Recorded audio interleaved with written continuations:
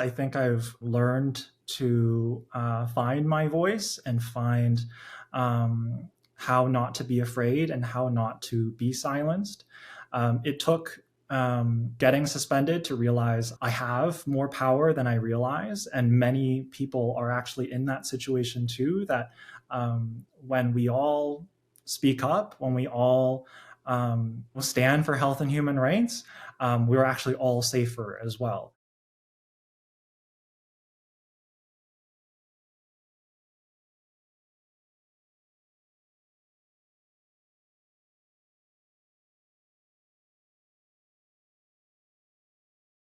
So on the morning of Sunday, November 5th, I was given a phone call at 8 o'clock in the morning by a faculty member, and just over the phone told me that I was suspended pending an investigation by the professionalism subcommittee of the university. They couldn't even provide me the social media posts in question, couldn't provide me the grounds in which I was suspended. They ultimately provided that information after I retained legal counsel almost 2 weeks into my suspension.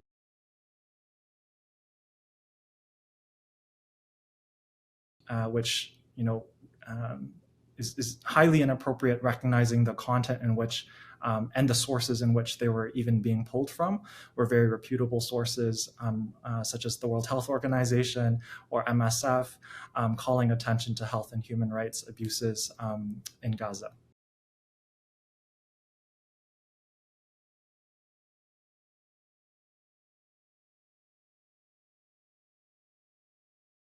To be quite honest, I was thinking I was playing it relatively safe for my social media post to be taken out of context in that way and framed in that way. I think is appalling behavior, especially on the part of an academic institution, and the institution that represents physicians and medical learners nationally, the Canadian Medical Association, to also to take retaliatory actions against me, I think is extremely alarming behavior, and I think it is the tip of the iceberg with respect to this kind of silencing and the perpetuation of anti-Palestinian racism that we're seeing in the Western world.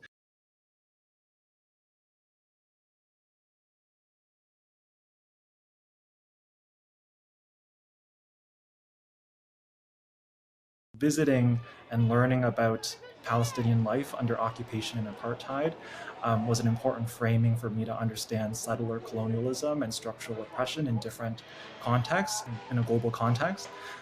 So that's the framing in which I was thinking about the ongoing and worsening conflict that amounts to a genocide now.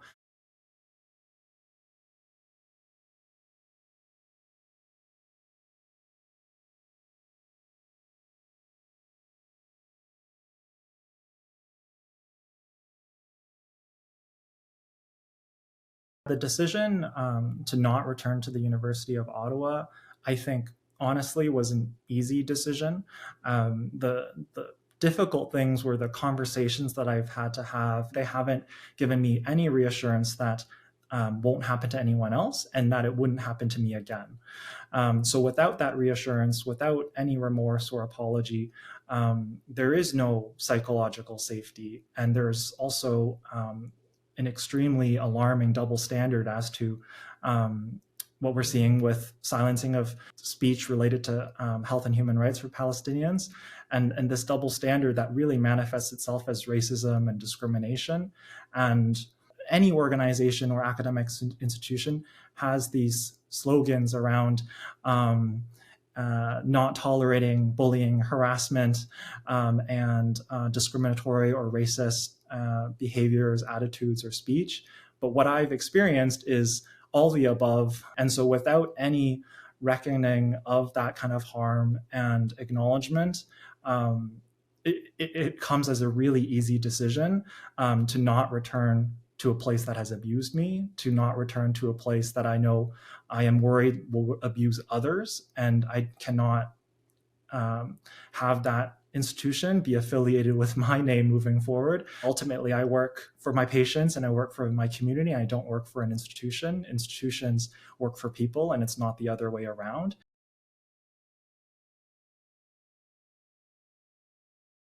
The more that I learned about Canada in the context of Indigenous health and the injustices, including the genocide of Indigenous peoples in Canada, and my identity and role as a settler, as an immigrant, to be able to benefit from the genocide of Indigenous peoples is something that I cannot turn away from. But I also want to be able to contribute to dismantling the root causes of health and social injustices and structural racism for Indigenous peoples in Canada.